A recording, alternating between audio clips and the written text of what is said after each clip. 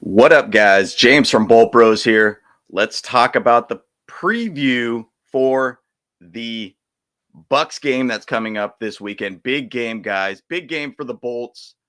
Let's talk about kind of some of the things that I'm finding out a little bit about the Bucs and kind of what to expect this weekend for the big matchup. Chargers, Bucs this weekend. Let's get into it, guys. Bolt Bros. Let's go. Bolt Bros. All right, guys. Once again, appreciate all the love and support. Please like this video, subscribe to this channel if you've not. We always appreciate the love and support you provide for us. Also, throw some comments below just about this game. There's a big game this weekend, guys, and we're very, very much looking forward to have a ton of Chargers fans in SoFi Stadium this weekend, just making it an absolute playoff environment, guys. Once again, last two games at home for the Chargers this week, and two very, very big games back to back and short week going into next week's game. But this Bucs team is one that you do not want to be light on. By all means, they are a phenomenal base team offensively. Defensively, they're a little bit struggling at this point. Now, they are also in the NFC South division. That division's a little suspect all around in general, but we got to go handle our business, guys. This team can put up points on us. And once again, what is one of our strengths of our team? Our defense. We don't give up a whole heck of a lot of points. But I do have this feeling this could be a very high scoring game all around. Once again, I think we just really got to keep the whole key of our defense, keep teams under 20 points. And I think we have a great shot to basically score over 20 points in this game in a lot of different ways. So I'm excited about this game. I think it's going to be a very, very awesome game. And it was a game that me and my brothers were all looking to be able to be at, but unfortunately we weren't able to make it happen. But we will be there in spirit once again. Also, I might even be at the Arizona watch party too, happening Sunday afternoon. So let's jump into it real quick on some of the slides here. We do also have the NFL game preview picks. A lot of people are choosing the Chargers, the Adam Rank curse. Please do not hit us again this week. Last week he chose the Chiefs. We lost that game. So once again, please, Adam Rank, do not curse us. I'm not going to allow you to be the curse for this team. We need this win. We need to be able to get close to 10 wins this week with beating the Bucs. Then following up after that, please, Adam Rank, do not choose us to beat the Broncos. Let us beat the Broncos, guys. But anyways, NFL game preview picks, pretty good around the board. MJD is always a hater of the Chargers. Shook, he's kind of back and forth with us and everything too. But a lot of people are choosing the Chargers to beat the Bucs. So good looking on that side too.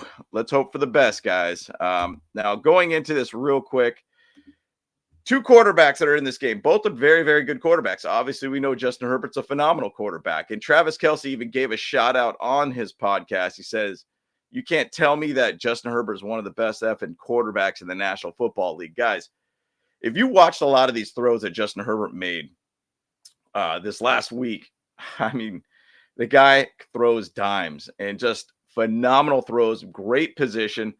I really feel like Jim Harbaugh has done a great job of really even coaching up Justin Herbert to be a better quarterback, which is crazy to think about. Positioning of the ball, the way he throws the ball, the ability to, I'll say even last game, one thing that I've really wanted to see from Justin Herbert that he grew up with, a little bit with, was Quentin Johnston getting flags on some throws that probably weren't the best of throws, but I think it was Justin Herbert designed throws to try to get Quentin Johnston to get a flag for pass interference for that. So bottom line, I think he's done a better job as a quarterback all around. He's only getting better. And I think, to be honest, this team, if we go into the end of the season 11-5 or 11-6, 12-5, I think that's a massive win and a great showing of what this team could be down the road. So once again, Justin Herbert's going to have a great chance this weekend against the Bucs. And to be honest, I think he'd have a huge game against the Bucs.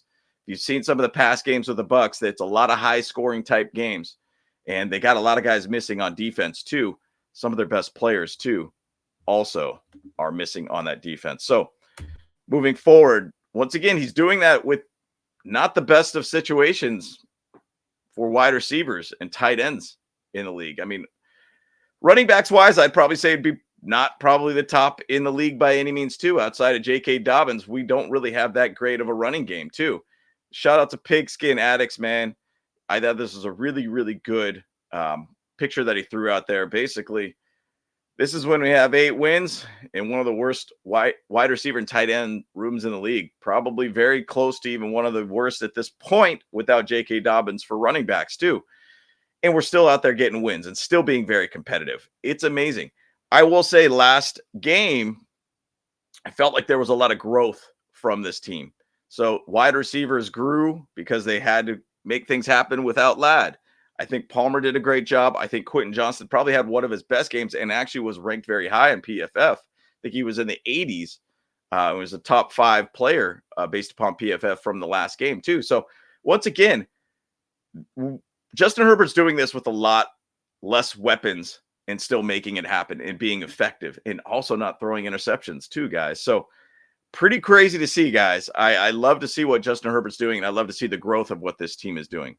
Now, I'm just going to throw out there a little bit on the wide receivers. Odell Beckham Jr. did get released from the Dolphins.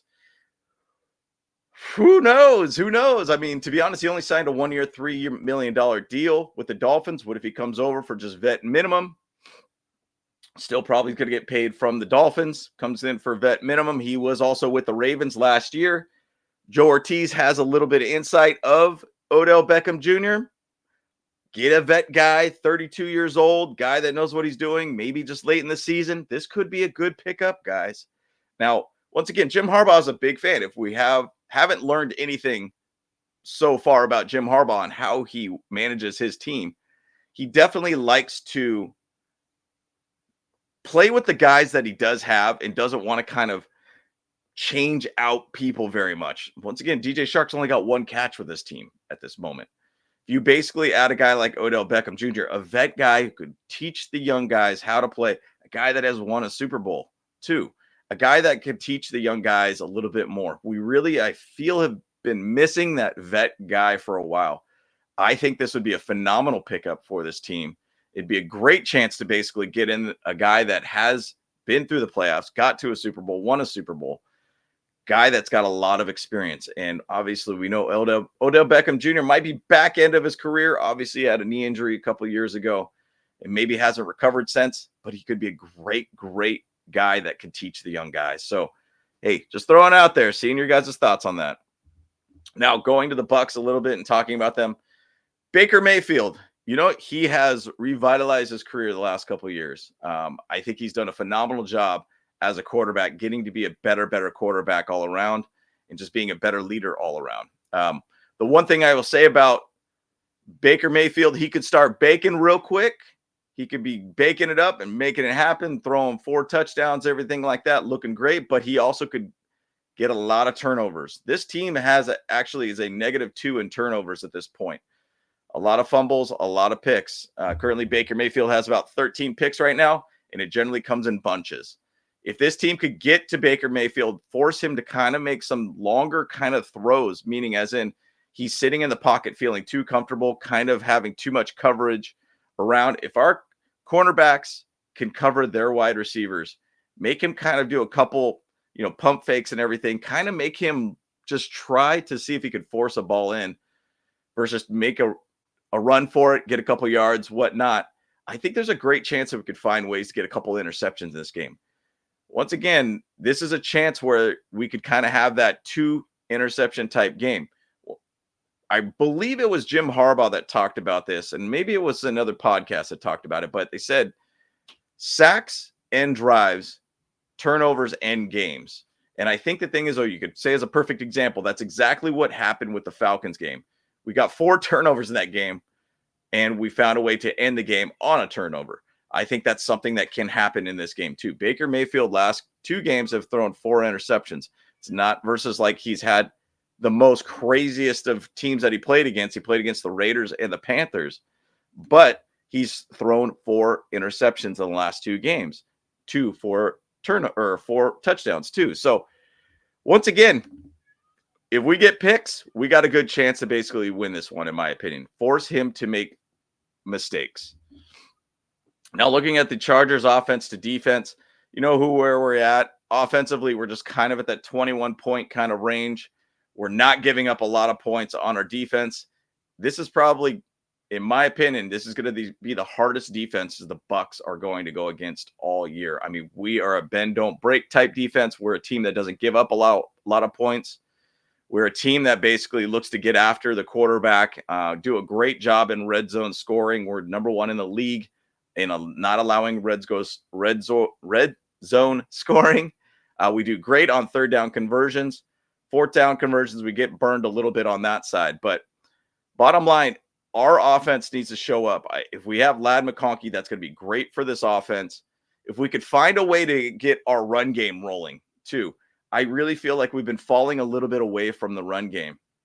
We have statistically, Gus Edwards and Kamani Vidal has done a pretty good job of getting a good amount of yards per rush too. I think we just need to basically run on that a little bit more all around. So we need to not just avoid running the ball. We need to continuously keep kind of a 50-50 type game, pass run type situation through each game. And I think we'll do well with it. Now, if you look at the Bucs offense could score a whole heck of a lot of points. Number 5 scoring offense in the league, 27.9, which is great, but they're giving up 23.8 points per game at 22 in the league. So that's why they're having a lot of these close games all around. They got to find a way to basically get a little bit more points, but not give up as much points all around. Now, Antoine Whitfield Jr. is out of this game. He might actually be out the entire year for this team. That is their best defensive player. So their back end of their defense could be very, very susceptible to a lot of big throws from Justin Herbert. So keep an eye out for that. Now, once again, they are giving up, even with Antoine Whitfield, is 368 yards per game. That is not good.